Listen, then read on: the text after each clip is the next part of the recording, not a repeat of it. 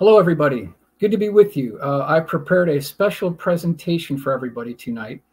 And this presentation is called Inside the Black World, Exposing the Secret Budget Behind America's Classified Assets. And what I want to do is a deep dive into the classified black budget procurement programs within the military industrial complex. I'm going to give you my sources, my reference material, where I got the information so you can independently verify the results that I came up with, my findings here. And then I also want to state that there'll be a couple of surprises in here. And I definitely want to give people an idea of where you can get this information. So let's go ahead and begin with our first slide here. And if you look at this one here, it says, this is Senator J.W. Fulbright, the Pentagon propaganda machine. Now, as we go through this presentation, I want to highlight the fact that since this is so specific and detailed, I really can't divert from the reference material. So there'll be a little bit more reading here, but we'll make it through because I've optimized this presentation. So I want to highlight this book by J.W. Fulbright. It's called The Pentagon Propaganda Machine. And inside the book, it says here, the greatest threat to American national security is the American military establishment and their no-holds-barred type of logic it uses to justify its zillion-dollar existence. I don't think you can word that any better. This guy has nailed the wording here. Let's move on. Detroit Free Press. Secret ledger hides military projects. Pentagon black budget has tripled under the Reagan administration. So this is Detroit Free Press, February 8th, 1987. Now, within this great newspaper article, they had a chart. So I actually cleaned this chart up, and we'll go to this chart and break down some of the spending here. So if you look off to the left, it says growth of secret defense research and development in billions of dollars by fiscal year. And so off to the left, we've got 1981. So it grew by a little over $500 million. By 1988, it grew $9.122 billion. So you can see this growing and defense spending going up here. Now, next one, federal spending by category in billions of dollars for fiscal year 1988. So in 1988, we spent $25 billion on education. We spent $26 billion on agriculture. We spent $28 billion on transportation. But the Pentagon's black budget for fiscal year 1988 was $35 billion. So we're spending more on the Pentagon black budget than we are on educating our youth in this country. So what's wrong with that picture? Now, if we go to the right one here, Air Force black budget, fiscal year 1988, total Air Force budget for research and development procurement. So altogether, their budget was $51.1 billion, of which $19.1 billion was classified research black programs. All right, let's go on to the next one here. One reason the black budget has increased so dramatically under Reagan is the administration's desire to keep more projects secret. As William Casey, now retired CIA director, said in a 1983 interview, he did not want a low-profile agency. He wanted a quote-unquote no-profile agency. Detroit Free Press, February 8th, 1987. Yeah, that's a good way to describe it, a no-profile agency. Next one, Tom, and this is all under this same newspaper clipping here. Thomas Amley, a Pentagon missile expert with security clearances high enough to know about some black programs, said the military has three basic reasons for having them. One, you're doing something that should generally be secret. There's only a couple of those, and stealth isn't one of them. Two, you're doing something so damn stupid you don't want anyone to know about it. And three, you want to rip the money bag open and get out a shovel because there is no accountability whatsoever. Well worded here. National Journal, March 1st, 1986. Pentagon's top secret black budget has skyrocketed during Reagan years. So you can see this crescendo of spending from 81 to 86. I mean, there was a tremendous amount of money being pumped into these classified programs here. Let's look at some of these breakdowns here. The amount of classified funds earmarked for research, development, R&D, and procurement projects that the Pentagon declines to enumerate in specific budgetary line items has jumped from 891.9 million in fiscal year 1981 to 8.6 billion in fiscal year 1987. Requests a tenfold increase. This is National Journal, March 1st, 1986. So if you look at this chart here, this breakdown, 1981 actual, if you look at the bottom, you see the $891 million. Then if you go over here to the right, 1987 requests, it's 8.6 billion. So during this Reagan buildup, all of these black programs and other military aerospace contracts, they could actually write their own blank check here, and they got the money for it. So the question is, according to the Constitution, we'll get into it later, but where can we as taxpayers go to get this information? How do we know what these things are called, and how can we see for ourselves what our government is spending our tax dollars on? So every year in January, there's something called the RDT&E programs R1. That stands for Research, Development, Test, and Evaluation R1.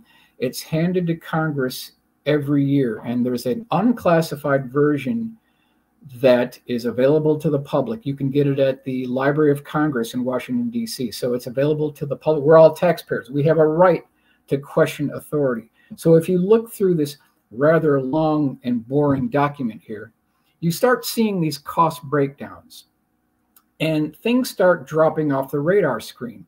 For instance, have flag. Doesn't tell you anything about it. It doesn't tell you how much was spent. We'll continue on here. Senior year operations, forest green operations. So these are examples of classified programs. So you've got the program element numbers on the left, and then over in the next column, we've got what the item's called, and then over at the right, they're supposed to tell you how much they spent on it. But when it comes to these type programs, they're off the radar screen. Let's continue on here. Anatomy of a black budget. So again, you can see the program element numbers, and then it's interesting to note, now this is Detroit Free Press, February 9th, 1987. The shorter the name, the more classified the program. So if you have something called have flag, and then you have something called Leo, which is on this chart off the books here, Leo would be a higher, deeper black program than have flag would be. And so that's how these things are run. You've got the program element numbers, you've got the item nomenclature, and then how much was supposed to be spent. When you see nothing there, now you know you're looking at some deep black program. Let's go on to some other examples here. Defense Daily, July 14th, 1988. So if you look at this breakdown here, take a look at Copper Coast, okay, off the radar screen. Omega, off the radar screen. Other examples, Theme Castle, Senior Citizen. All these are examples of classified programs. And if you're a congressional member and you want to be read in on these programs, if you don't have a need to know, they're not going to tell you. They're not going to tell you. There's no congressional oversight. There's no public scrutiny, even for members of Congress. If they're not having a specific need to know, they're not going to be read in on the program here. A couple of other different examples of code names. Now, this came from John Andrews, who is a senior project design engineer for Testers Model Corporation and one of the original interceptors. He's actually the original interceptor that got all this research on black budget aircraft going. Got to give credit to John Andrews. But here's the things that he submitted for FOIA requests and looking at Pentagon budget line items. And here's some code names that he was questioning. Number one, Rosetta, Housekeeping, Redbird, Rainbow, Snowbird. All of these are examples of classified programs. Okay, so Palm Beach Post, May 10th, 1992. A couple of different examples here. They highlight Tractor Pull, Have Flag, Centennial, that's an interesting one. Forest Green, Copper Coast, Constant Help, Senior Year Operation, Senior Citizen, Seek Clock. And then again, on these budgetary breakdown graphs here, you can see how these costs have fluctuated. And we've got the Reagan buildup going into, and then also going into the 90s that you can see in this chart here. And we'll go, I want to give credit to Tim Weiner, who wrote this absolutely watershed book called Blank Check. the Pentagon's black budget. So if you're interested in these type subject matters like secret programs and classified aircraft and secret things going on with the CIA and what they spent their money on, this is a great book. I highly recommend it. The Philadelphia Inquirer, February 8th, 1987. A growing black budget pays for secret weapons, covert wars. Okay, now, so within this newspaper article, a couple of things we want to highlight here. National security laws forbid any public debate in Congress that would reveal specific weapons or specific dollars, or for that matter, specific follow-ups in the black budget. In other words, there are some programs that were born black, died black, and we're never going to hear anything about them. Yeah, that's true. Next one. Secrecy shrouds black bases and budgets. San Francisco Chronicle, July 20th, 1988. So not only do you have classified black budget funding going on for programs, aerospace, military, ground vehicles, but you've also got these black bases too. They got to have money for that, right? They have to have money for those type fundings. Where do we go to see these things? Obviously, we've got the remote test site in Nevada. All right, but let's look at this. San Francisco Chronicle, July 20th, 1988. Analysis of Pentagon budget documents shows that from fiscal year 1985 to 1989, $500 million will have been spent building or improving black bases, secret facilities designed to support such activities as stealth aircraft operations, contingency facilities for Middle Eastern conflicts, hosting special operations units, electronic spy stations, and even combat hospitals stashed away in tunnels. So what would be an example of all of these multiple millions being spent on these bases? Well, obviously, Area 51 would be one. But another one, also known as kind of the miniature Area 51 in Nevada, is Tonopah Test Range. A lot going on there at the early stages of the stealth program. So TTR, Tonopah Test Range, would be another example of all this funding going into these facilities. I want to keep in mind, too, that the government does not own these facilities like Edwards Air Force Base, the remote test site in Nevada, Tonopah Test Range. They don't own these at all. They are simply temporary custodians for those assets. We own those things because we're the taxpayers. We own the aircraft. We own the facilities. We own the runways. We own the buildings. We're the taxpayers. We own those things. It's always important to keep that in mind. The hush-hush budget, secret U.S. arms funds mushroom under Reagan.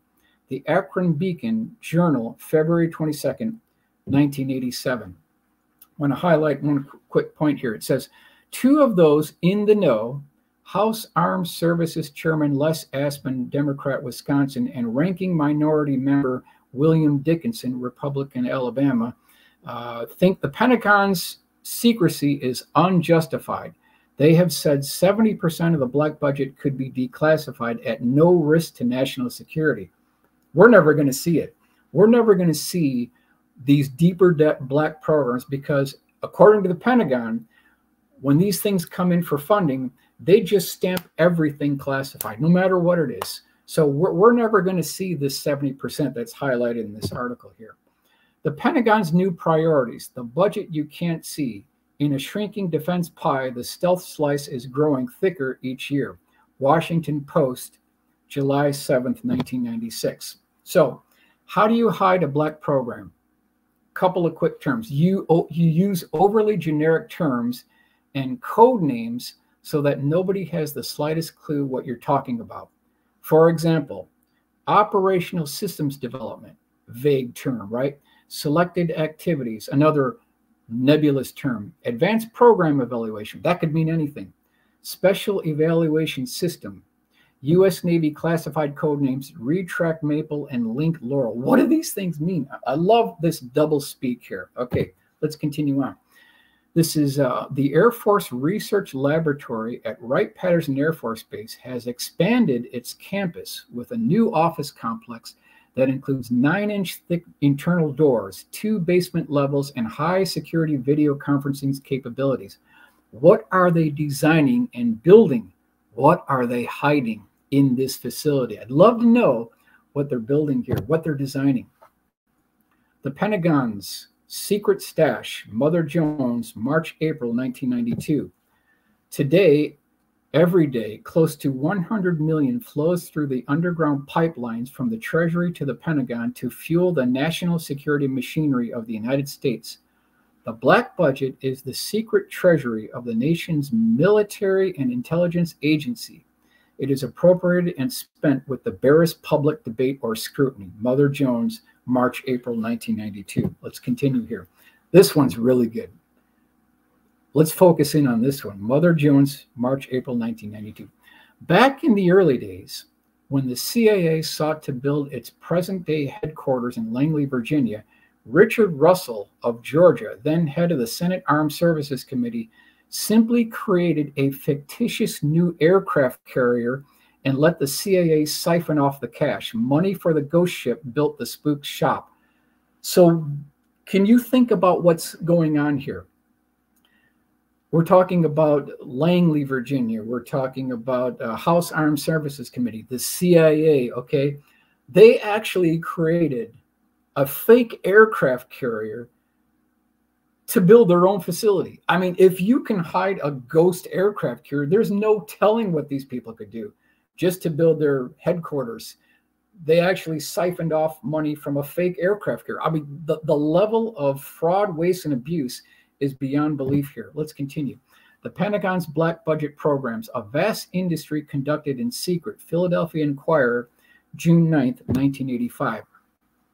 The so-called black world of military programs has become a nearly $30 billion industry based largely in California that encompasses tens of thousands of employees working under Pentagon clearances and beyond public scrutiny. So if you look at this map here, this is actually the heart of the military-industrial complex, the West Coast, specifically Southern California, known as Aerospace Alley. And we'll do a tour here on this slide and another slide. But if you take the 5 and you head north, okay, and you start in San Diego and then you get through Burbank area, Los Angeles area, and then you take the freeway up the 5 and then you hit on the 14th. Now you're going up to Antelope Valley.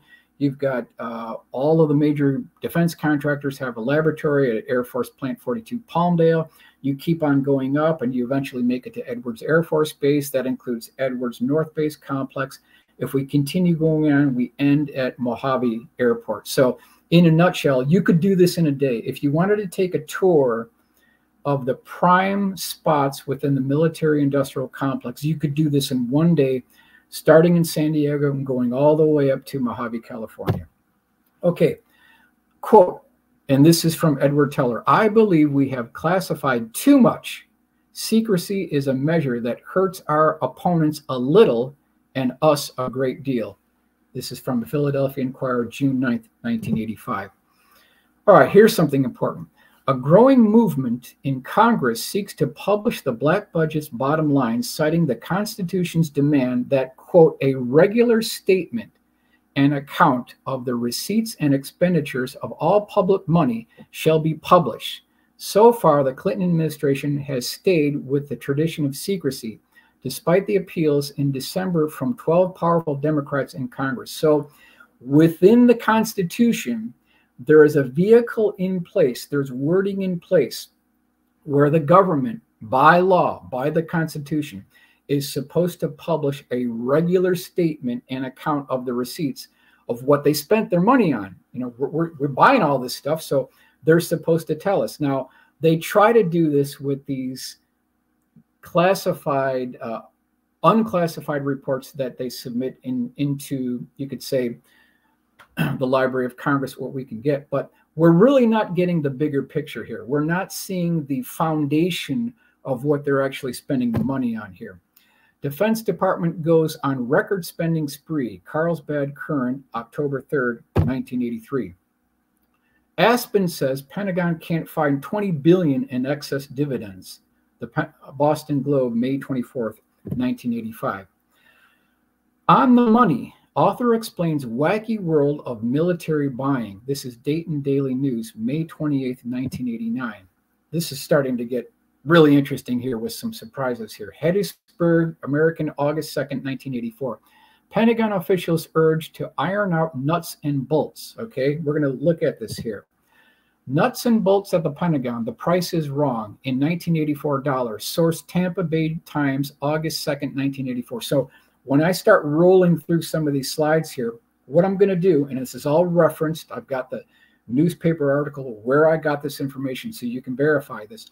As I go through this material, I'm going to give you the Home Depot price, okay? And then I'm going to hit you with the Pentagon price, and we're going to compare the two and see these discrepancies. Okay, so let's move on here. Washer, civilian price, $3. Actual retail price, Pentagon. Taxpayer DOD Pentagon price, $387. Okay, $387 for a washer. What's wrong with that picture? Okay, hammer, civilian price, Home Depot price. You could call it Walmart price, $17. Pentagon DOD price, $435. All right, let's move on. Allen wrench, okay, shouldn't cost any more than 12 cents. Pentagon DOD taxpayer price, $9,609. Are you kidding me? $9,609? Yeah, that's what the reference works are telling us. Let's move on here. A diode, 12 cents for a diode. DOD price, $110 for a little diode, okay? Monkey wrench, civilian price, $8. DOD price, $2,228, okay, for a monkey wrench. What's wrong with this picture? Let's move on. Screwdriver, civilian price, $169. DOD price, $265 for a screwdriver. We're moving on here. Hex nut, 13 cents. What did we as taxpayers pay for this during the Reagan buildup? $2,043 for a hex nut. I kid you not. It's all referenced. Toolbox, $11.67. Taxpayer price, $652. Okay, so you can see as we go through here, the cost just is skyrocketing here. Here is all the breakdowns here. So I'm not making up these numbers. Tampa Bay Times, August 2nd, 1984. So off to the right, you've got the civilian price that you could get at the Home Depot. And on the left, you've got the taxpayer Pentagon DOD price. So it's all referenced. It's all been looked at. Now, if you're someone like me that just loves to go into these budgetary Pentagon budgets, line items, classified code names, procurement funding documents at the Library of Congress, if you really love going into this, I mean, this isn't for the faint of heart. You got to have a love for this. I highly reference and recommend this book. Okay, it's called The Pentagon Catalog, Ordinary Products at Extraordinary Prices. And up on the top here, you can see buy this catalog for only $4.95 and get this $2,043 nut for free. And when you look through this document, it's great. It's a great little book. You can still get it on Amazon. There's a couple of copies left, but it's out of print now for decades. But when you page through this document, this book, it has pictures of everything that we've been talking about, all fully illustrated. It gives you the cost breakdowns, what we paid for it, what the Pentagon paid for it. It's a wonderful book. I highly recommend it.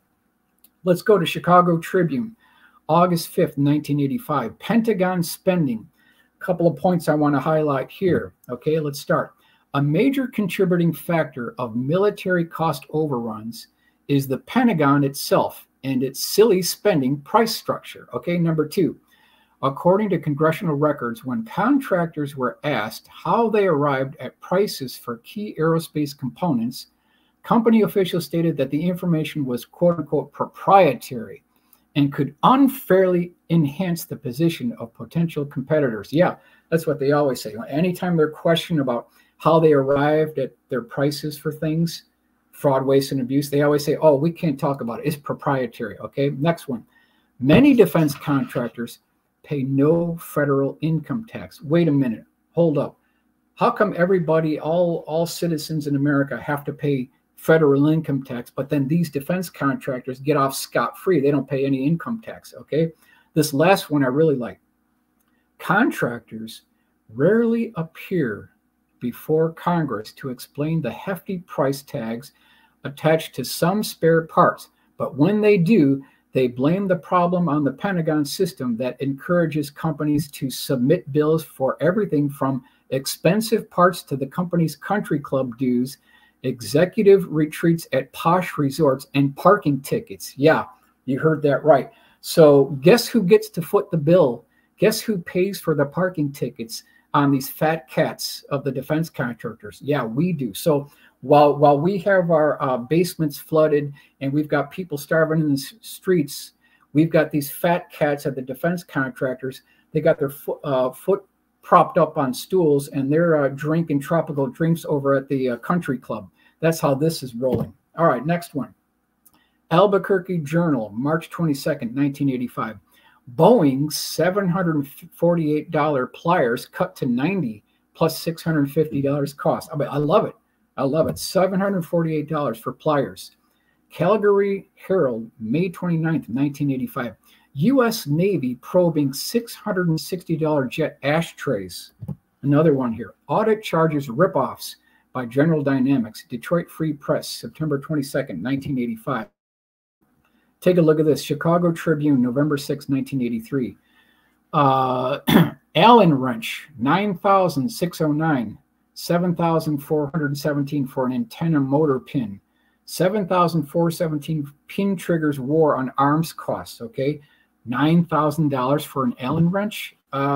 This is ridiculous. Okay, now the other way they hide all this stuff is they use this Pentagon defense contractor doublespeak. So an Allen wrench is now an antenna hexagon wrench. So you can see they hide all this stuff through this Pentagon doublespeak here. Defense contractors cost overruns probed. News Journal, April 2nd, 1985. Air Force armrest cost $670, panel told.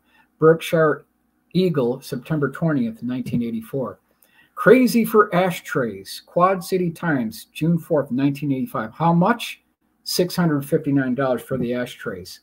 Would you believe $659 for an ashtray? The Capital Times, May 29th, 1985. So I definitely want to give you where I'm getting this information so you can verify it here. Price Defense Supplies. Take 26 cents worth of plastic, add $900 labor and overhead. The Daily News, August 21st, 1983. Editorial on file.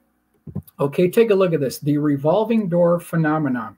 So what am I talking about when you look at this illustration? You've got all this money flowing out of the Pentagon. What are they trying to reference here when they talk about the revolving door phenomenon? Okay, so let's just pretend that you're a defense contractor and you're really excited to get a multi-billion-dollar defense contract. And you're really excited to get this. And you've got a friend at the Pentagon that is greasing the skids so that you actually get this program. Now, when that guy retires at the Pentagon, he is retained as a consultant to the Pentagon. So they both win. The contractor wins and the high-level military brass person wins. So there's this revolving door phenomenon here. They can't lose, and we got to pay the bills. That's beautiful. What makes it go? Bribery. Okay, so you've got the high-level Pentagon officials, you've got the contractors. They're all in bed together, and we're paying the bills for all this, okay? Since 1974, Air Force computers have automatically put many spare parts ranging from bolts to airplane doors on a disposal list if no request for the item has been received for 12 months. After checking just a few warehouses earlier this year, Air Force inspectors discovered that 1.5 million worth of spare parts scheduled for disposal as surplus were still needed, items that the Air Force purchased new at full price. Time, July 23rd, 1984. So you've got this large 4-engine cargo transport, and it says scrap it and order a new one. The ashtrays are full. Yeah, that's the mentality here, okay? Aerospace defense contractors bonanza here. General Dynamics, Boeing, Rockwell International, Northrop Grumman, McDonnell Douglas, they're all guilty of this. You'll notice that I left out one contractor on purpose, but I think you know who I'm talking about here. Next one. Northrop accused of B-2 mismanagement or mischarges over $20 billion. $20 billion? This is New York Times, November 7th, 1989. The lawsuit exposes a pattern of and methodology of fraud that has permeated the entire B-2 program. The program was like some tapeworm that insinuated itself into the gastrointestinal system of the taxpayer. I love the wording here. We're talking about $20 billion here. We could take every person off the street that needed a home. We could repair multiple bridges. We could repair schools. We could change the landscape of this country with a fraction of that. Okay, let's move on here. Take a look at this. This is a winner right here. I love this one. F-16 pulley puller, cost in 1983. Now take a look at this block here. We've got the scale. It's about, we'll call it 2 inches long. It's a 1 inch wide. It's about, you could call it 3/16 of an inch thick, okay? And it's got 3 tapped holes in it. How much would this cost at the shop down the street? Maybe $1.298, right? We're talking a couple of bucks max. What did we pay for it in 1983? $13,000 for a tap block. This is bizarre. Look at how the price kind of like changed over the years here. Chronology of the General Dynamics F-16 pulley puller. This is Pentagon, page 214. So November 17th, 1982. Original price was $10,630. Okay, now in 83, it went up to $13,717. February 28th, 1984, they revised the price. They dropped it down to $9,007. And then 1984, negotiated Air Force price. Oh, isn't that nice that they dropped the price down to $8,832? Let me give you the final part of the story. When they built all these things, at the end, when they were all completed, they had to scrap every last one of them. They didn't work. So not only did we pay for it, but they scrapped them all. Bizarre. Defense contractor was paid $1 million to ship 2 washers. I'm not making this up. Washington Post, August 17th, 2007. I love these. I love these. These are great. American taxpayers were charged $9,606 for a 12-cent Allen wrench. Pentagon, page 211. Audit of Pentagon spending finds $70 billion in waste. Yeah, $70 billion with a B. New York Times, March 30th, 2011. So what's the bottom line here? What did we pay for all this money? What did American taxpayers get for their multi-billion-dollar black budget investment? And at this point, I'm going to wrap up this presentation. During our next live next week, I'm going to go into the details of what we paid for with all this money. I'm going to give you examples of what we finally got for our taxpayers. So I want to thank you for your attention. We're going to continue all of this, and we want to maintain an important part of our national history because we have paid for these things. We want to challenge authority, and we have a right to know where our tax dollars are being spent. Thank you very much.